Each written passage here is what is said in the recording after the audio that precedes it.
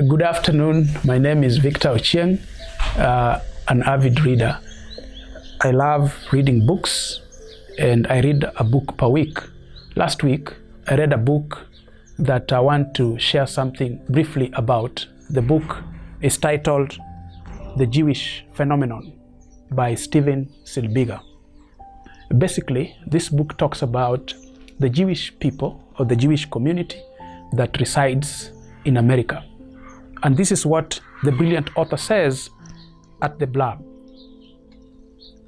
Jews make up only 2% of the total US population, yet 45% of the top 40 of the Forbes 400 richest Americans are Jewish.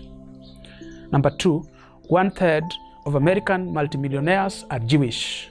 Number 3, the percentage of Jewish households with income greater than $50,000 is double that of non-Jews. 20% of professors at the leading universities are Jewish.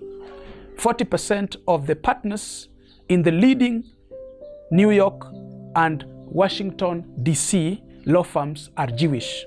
And lastly, 25% of all American Nobel Prize winners are Jewish. The Jewish phenomenon talks about the 7 keys to the enduring wealth of a people. Basically, the book talks about why the Jews are wise and wealthy.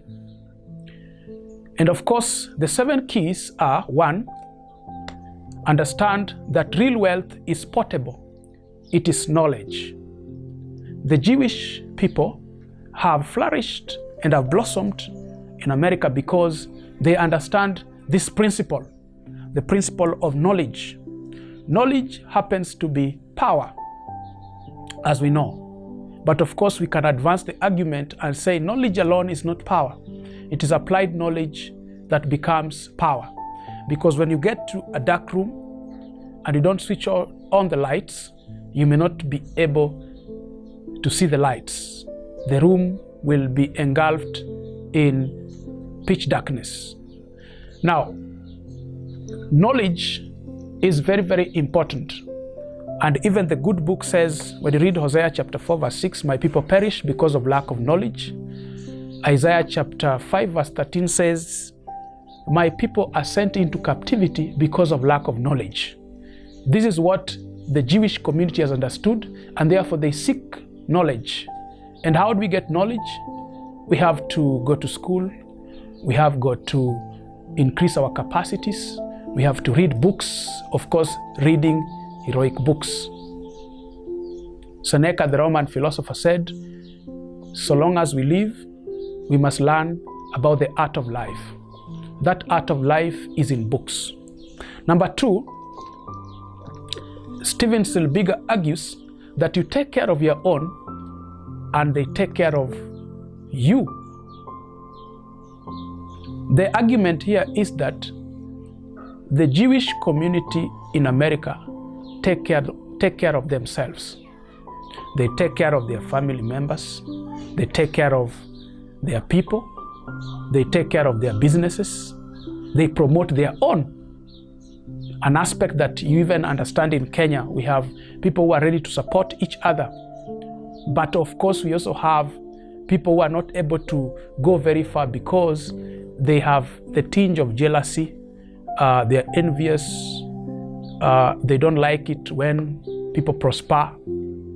And because of that, you find that we cannot really prosper the way we are supposed to be. But this is something that the Jews have understood. You have to support your people. You have to support your own. You have to make people advance. You have to support your friends, etc., etc. Number 3, the author argues that successful people are professionals and entrepreneurs. That if you want to access success, if you want to achieve great feats in life, then you must think about being a professional in a particular area. And beyond being a professional, you can also think about exploring entrepreneurship.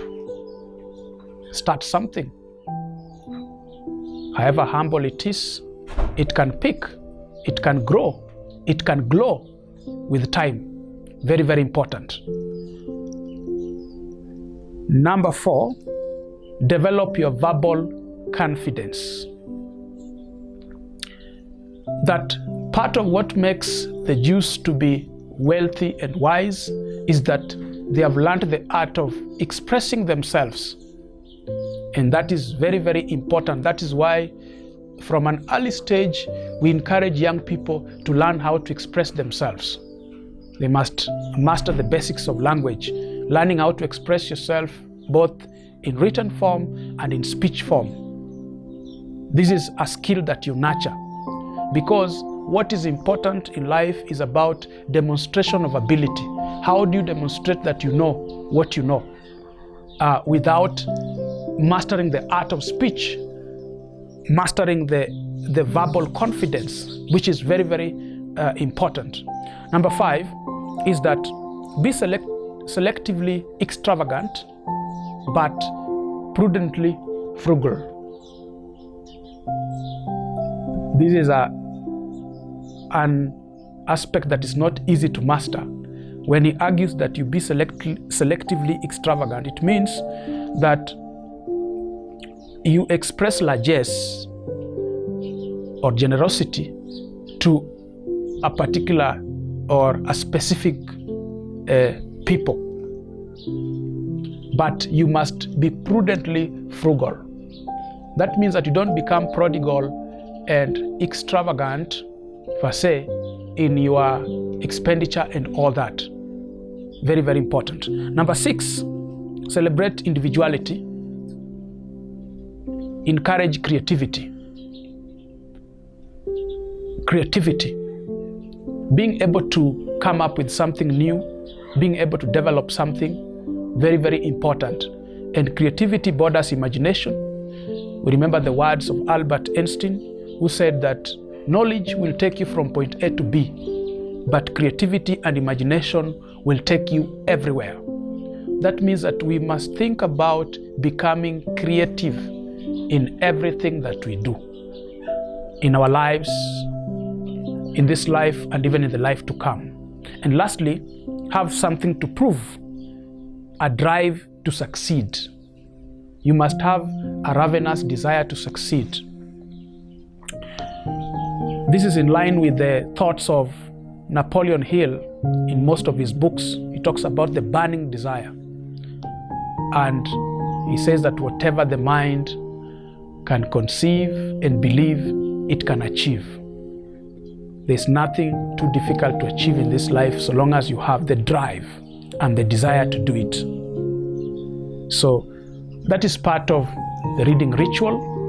I'll keep on serving you with such so that you get to learn something from the books. This week, I'm reading the little book of Stoicism by Jonas Salzgeber. He talks about timeless wisdom to gain resilience, confidence, and calmness. Basically, it's about learning how to cope with struggles, how to cope with challenges, and especially in these tempestuous times of corona crisis, we need to learn how to emerge stronger, how to overcome the challenges we are facing, because life has challenges. Life has challenges, and we have to learn how to overcome them. Jesus spoke in one of his presentations and said that in this world you shall face many tribulations, but cheer up because I've overcome the world. Thank you very much. I'm Victor Ochieng, the director, God's Pen Consultancy. You can subscribe to more of this in my YouTube channel and in my website www.godspenconsultancy.co.ke. Thank you. Have a wonderful week.